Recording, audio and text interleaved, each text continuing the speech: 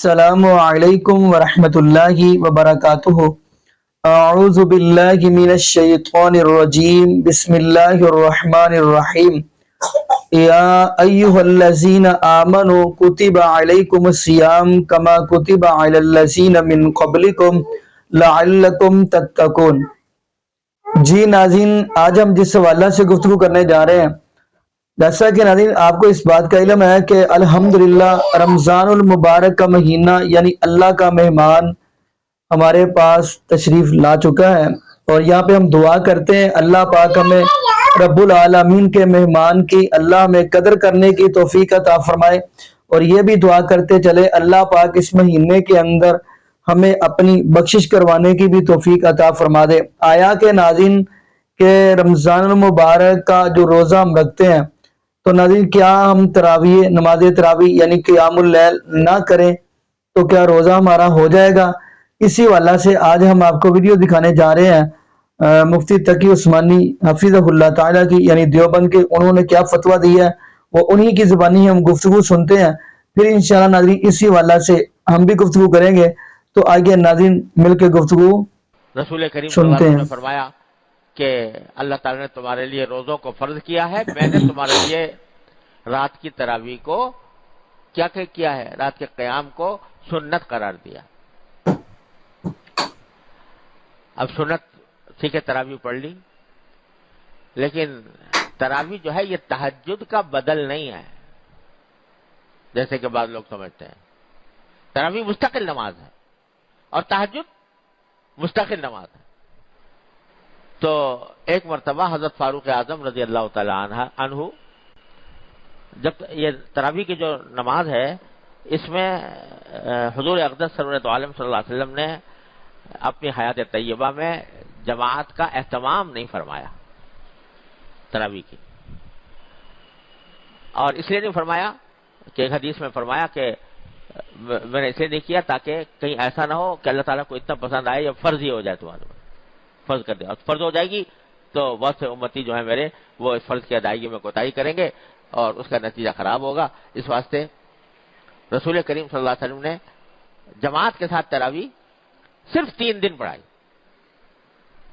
وہ 3 دن بھی اس طرح کہ آپ اعتکاف کی حالت میں تھے، اعتکاف میں آپ کے ارد گرد ایک وہ چٹائی کا کمرہ سا بنا دیا جاتا تھا، چٹائی کا، اس میں آپ جب کھڑے ہوتے اس کے اندر تو آپ کا آدھا جسم مبارک تو اس میں چھپا ہوا ہوتا تھا، آدھا باہر سر وغیرہ باہر ہوتا تھا۔ تو لوگوں نے دیکھا کہ حضور اقدس صلی اللہ علیہ وسلم نے نیت باندھی ہے نماز کی اور تلاوت کے ساتھ نماز پڑھ رہے ہیں، تو پیچھے وہ لوگ خود بخود آ کے کھڑے ہو گئے۔ پہلے دن کچھ کم تھے، دوسرے دن زیادہ ہو گیا، تیسرے دن اور پوری مسجد بھر گئی۔ رسول کریم صلی اللہ علیہ وسلم نے امامت فرما رہے ہیں، صحابہ کرام پیچھے نماز پڑھ رہے ہیں، اتنی بڑے کہ مسجد بھر گئی۔ تو اگلے دن حضور اقدس صلی اللہ علیہ وسلم نے فرمایا کہ بھائی میں یہ تو پڑھا دی میں نے 3 دن، لیکن آگے نہیں پڑھا تھا، کہیں فرض نہ ہو جائے تمہارے ذمہ، اگر فرض ہو گئی تو پھر میری امت کے بہت سے لوگ کوتاہی کریں گے، فریضے کے ترک کے مرتکب ہوں گے، لہذا نماز آپ نے جماعت چھوڑ دی۔ لیکن یہ ضرور فرمایا تھا کہ پڑھو، تو ہر ایک اپنی اپنی جگہ پڑھتا تھا۔ حضرت فاروق اعظم رضی اللہ عنہ کا زمانہ آیا تو حضرت فاروق اعظم نے دیکھا، مسجد نبوی میں ایک دن آئے، دیکھا تو مختلف ٹولیاں بنی ہوئی، کوئی آدمی اکیلا پڑھ رہا ہے تراویح، کوئی دو آدمی کھڑے پڑھ رہے ہیں، کوئی 3 آدمی کھڑے پڑھ رہے ہیں، الگ الگ لوگ اپنی تراویح پڑھ رہے ہیں، ایسے ہی وہ طریقہ چلا رہا تھا حضور اقدس صلی اللہ علیہ وسلم کے زمانے میں۔ تو دل میں خیال آیا فاروق اعظم کہ اگر یہ الگ الگ جو پڑھ رہے ہیں، آتے تو ہیں مسجد میں، گھر میں تو پڑھ نہیں رہے، مسجد میں آ رہے ہیں تو 2 کر کے پڑھ رہے ہیں، 1 کر کے پڑھ رہے ہیں، ان سب کو میں ایک ہی قاری کے اوپر کیوں نہ جمع کر دوں کہ ایک ہی قاری تلاوت کیا کرے، وہ سب اس کے پیچھے پڑھیں۔ کس کو کریں؟ تو حدیث میں رسول کریم صلی اللہ علیہ وسلم نے فرمایا تھا کہ سب سے اچھا قرآن پڑھنے والے ابی ابن کعب رضی اللہ تعالیٰ عنہ۔ تو ان کو بلایا، ان کو کہا کہ آپ پڑھائیں۔ اب سارے کے سارے جو ہیں وہ الگ الگ ٹولیوں میں پڑھنے کے بجائے حضرت ابی ابن کعب رضی اللہ عنہ کے پیچھے نماز پڑھ شروع کر دی، اور یہی پھر سنت چلی آتی ہے حضرت فاروق اعظم کے بعد سے تمام خلفائے راشدین اس پر عمل کرتے رہے اور سنت مستمرہ اسی طرح ہے. تو جب حضرت فاروق اعظم نے وہاں پر تراویح کا یہ سلسلہ مقرر فرما دیا تو ایک روز تشریف لائے مسجد میں تو دیکھا سب بڑے پڑھ رہے ہیں، تراویح پڑھ رہے ہیں. تو اس کی تعریف فرمائی اور کہا کہ یہ ہے تو ایک نئی بات جو میں نے شروع کی، لیکن یہ نئی بات اچھی ہے، کیونکہ حضور اقدس صلی اللہ علیہ وسلم نے جہاں اپنی سنت کی اتباع کا حکم دیا وہاں خلفائے راشدین کی سنت کی اتباع کا بھی حکم دیا. علیکم بسنتی و سنت الخلفاء الراشدین المہدیین من بعدی آپ نے فرمایا تھا. لہذا یہ بدعت نہیں ہے، یہ بدعت اس معنی میں بدعت نہیں ہے اصطلاحی معنی میں، بلکہ ایک اچھی چیز ہے جو خلیفہ راشد نے جاری فرمائی. پہلے تو اس کی تعریف کی، اچھا لگ رہا ہے بھائی بہت اچھا نماز ہو رہی ہے، سب لوگ اہتمام سے نماز پڑھ رہے ہیں. پہلے تو تعریف فرمائی، پھر فرمایا ایک جملہ وہ یاد رکھنے کا ہے. اللہ اکبر کبیرہ واللتی تنامون عنہا افضل من التی تقومون بها او کما قال رضی اللہ تعالی عنہ. کہ بھائی تراویح تو اچھی پڑھ رہے ہو، یہ بہت اچھی بات ہے اور اچھی بھی لگ رہی ہے، بہت اچھی بات ہے، لیکن وہ نماز جس سے تم سوئے رہتے ہو وہ اس سے زیادہ بہتر ہے. وہ نماز جس سے تم سوئے رہتے ہو وہ اس سے زیادہ بہتر ہے. کیا مطلب؟ کہ آخر شب میں تہجد کی نماز، آخر شب میں تہجد کی نماز، قیام اللیل بھی جس کو کہا جاتا ہے، وہ اس سے زیادہ افضل ہے، یہ فرمایا. تو اس سے صاف واضح ہو رہا ہے کہ تراویح اور چیز ہے اور تہجد اور چیز ہے، اور دونوں اپنی اپنی جگہ مطلوب ہیں. تراویح بھی مطلوب ہے اور تہجد بھی مطلوب ہے. لہذا 20 رکعتیں پڑھ لی تراویح کی، وہ اپنی جگہ، لیکن آخر شب میں سحری سے ذرا پہلے کچھ رکعتیں تہجد کی نیت سے، قیام اللیل کی نیت سے بھی پڑھنی چاہیے.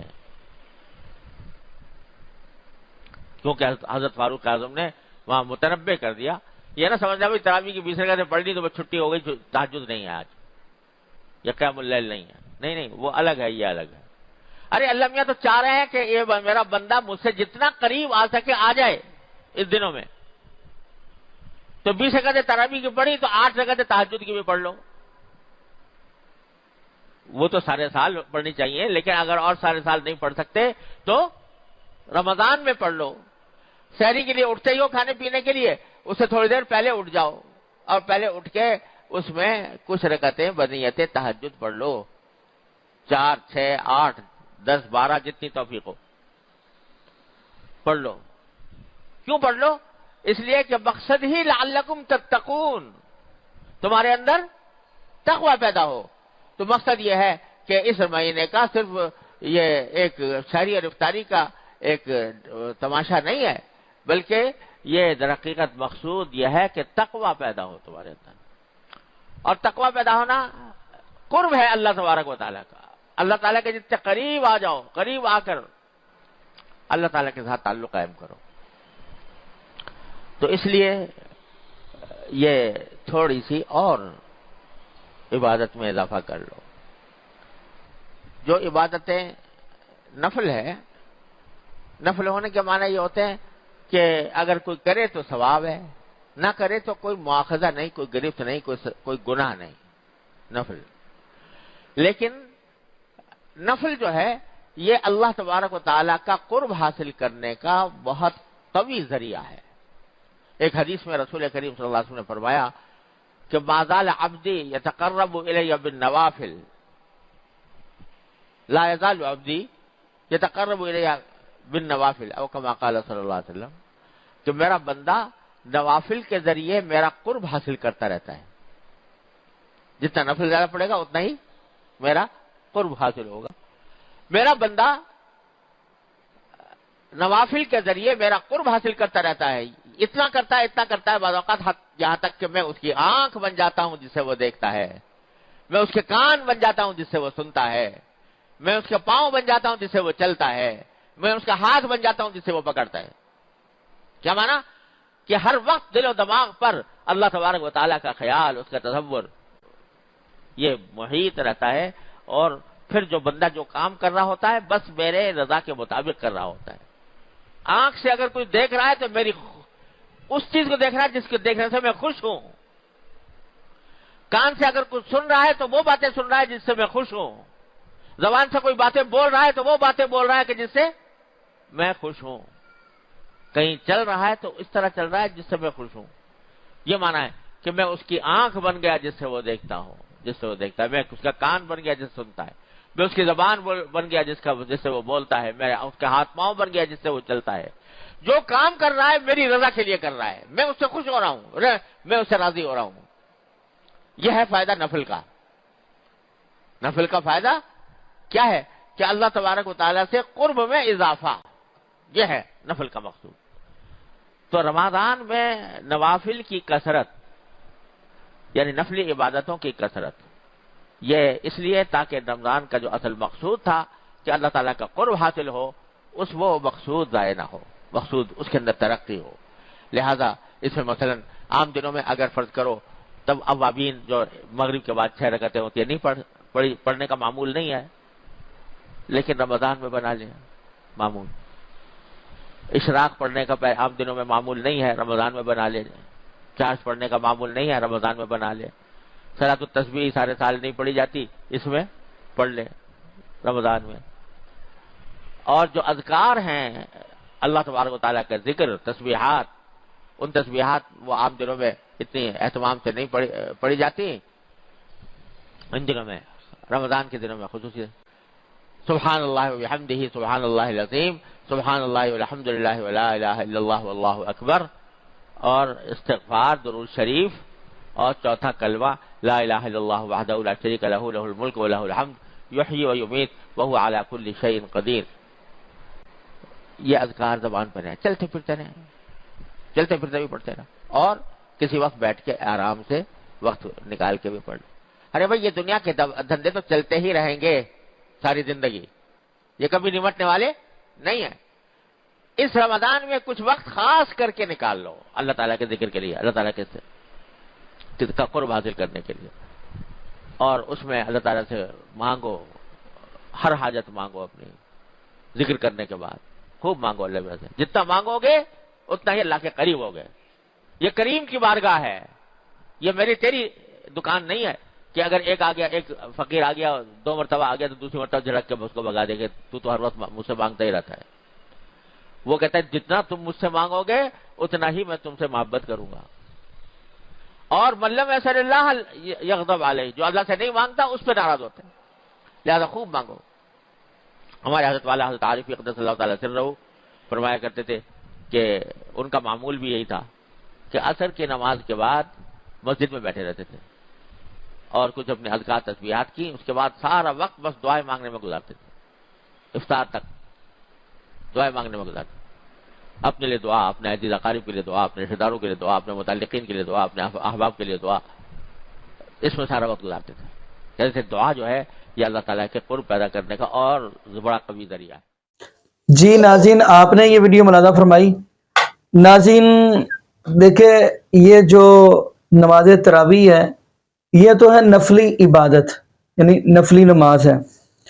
اگر ہم احادیث دیکھیں، نبی پاک صلی اللہ علیہ وسلم نے فرمایا کہ آپ فرض جو ہے وہ مساجد کے اندر ادا کریں، یعنی اللہ رب العالمین کے گھر کے اندر آپ ادا کریں، جو نفل نماز ہے سنتے وغیرہ وہ اپنے گھروں کے اندر ادا کریں۔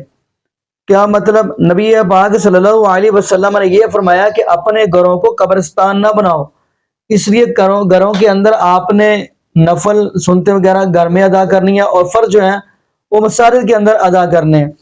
تو ناظرین اب رہ گئی نماز تراویح۔ اکثر لوگ اس مسئلے پہ یعنی کہ مسئلہ بنا ہوا ہے جی 8 ہیں 10 ہیں یا 20 ہیں۔ ناظرین یہ آپ کو بھی اس بات کا علم ہوگا، کچھ لوگ جو کہتے ہیں حضرت عمر بن خطاب رضی اللہ تعالی عنہ سے ثابت ہے کہ 20 پڑھنی چاہیے۔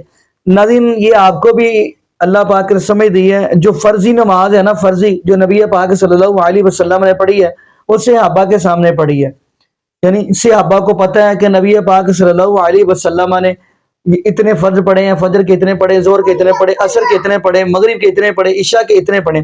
تو نبی جو نفلی عبادت ہوتی ہے وہ گھر والوں سے بہتر کوئی نہیں جان سکتا، کیونکہ گھر کے اندر ہوتی ہے بیوی.